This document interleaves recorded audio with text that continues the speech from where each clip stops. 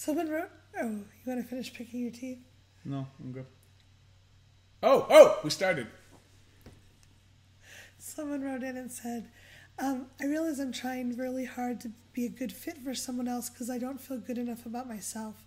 When that doesn't work, I feel devastated. I don't feel desirable in the way society expects me to be. I'm not a guy's guy.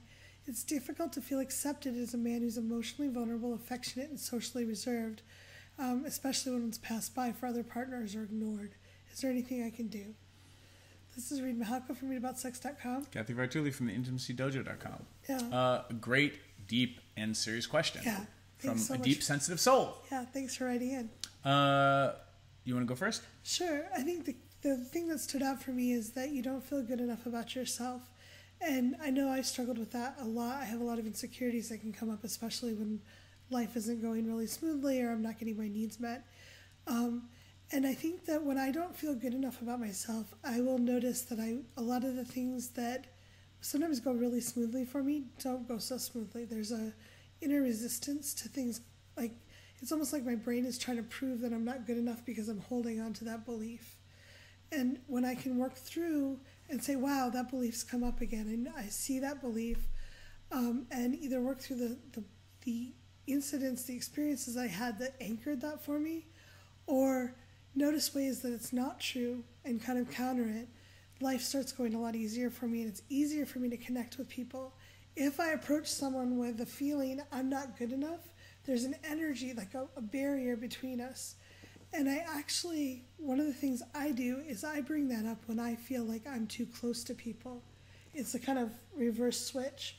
If I don't feel like, I feel like someone's getting too close, I'll bring the I'm not good enough up as a shield to keep them away.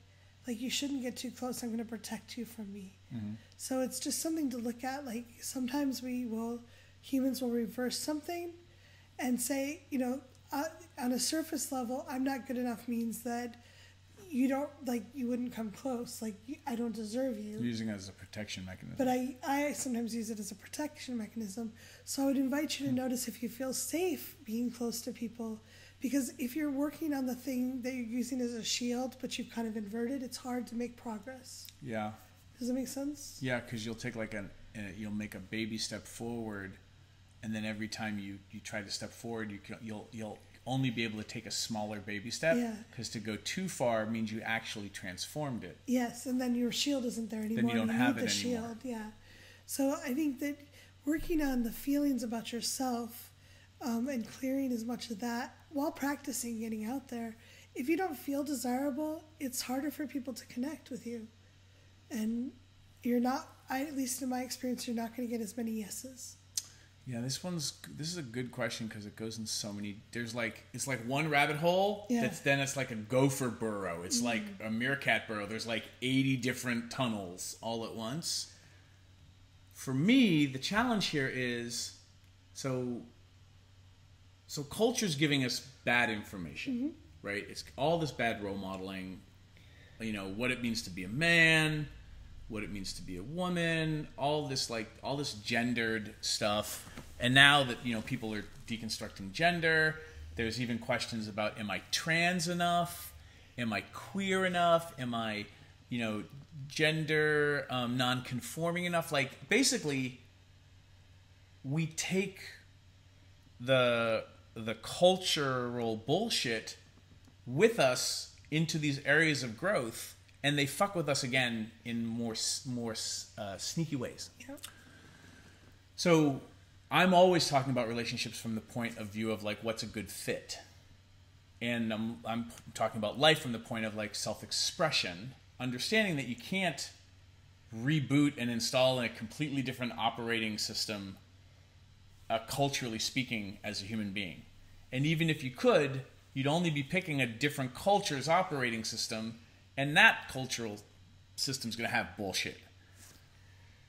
Living a self-expressed life, being the person that makes you happy, whether that is I'm heteronormative and I want to be a man's man and I want to date a feminine woman who loves being taken and all the fairy tale princess bullshit that for some person is their self-expression. So it's not bullshit for them.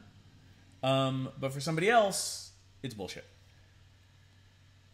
When you look at from self-expression. Are you being the person that makes you happy? Mm-hmm. Then, from a fit perspective, are you dating people who want to date people like you?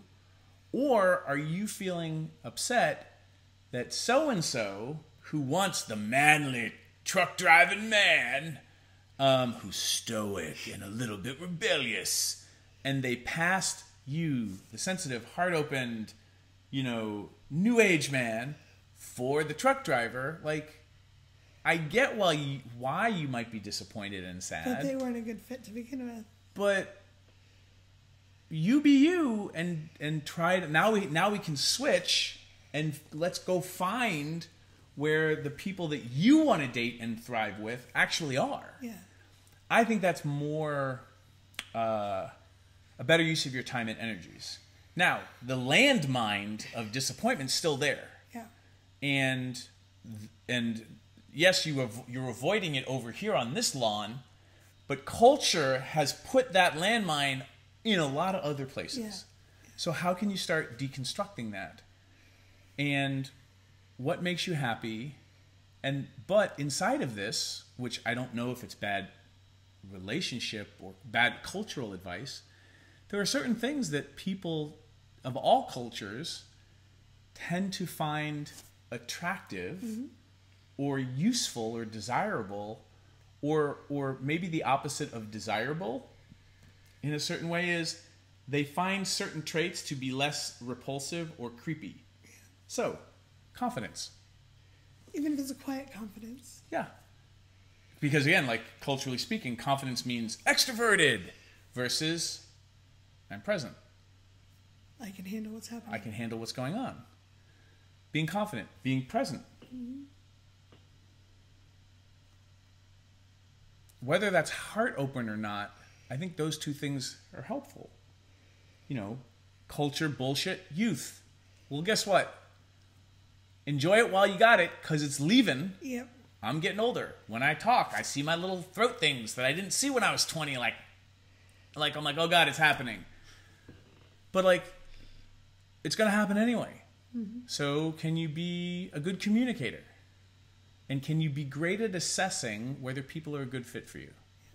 These are skills that I think are going to be useful. You can't get rid of culture, but you definitely don't. You can learn how to figure out where the landmines are and not step on them. Yeah. I hope that's useful. Yeah, and I really appreciate the thought that went into your question. I think that if you can just turn around a few things that are standing in your way, you'll start seeing a big difference in how people respond to you. Because people do, when someone's feeling they're not good enough, we're not sure why or what's going on. And very few people are going to see enough of us to want to fight through the morass that's in the way to find out who we really are. And it's a lonely place to be. So if you can work through the things that make you feel not worthy, because all humans are worthy of love and connection, if you can work through some of that and let people see who you really are, I bet you'll find some amazing people to hang out with. And you're still going to get disappointed from time to time. It's human. It's what happens. Yep. So I hope this helped. Leave a comment, everyone.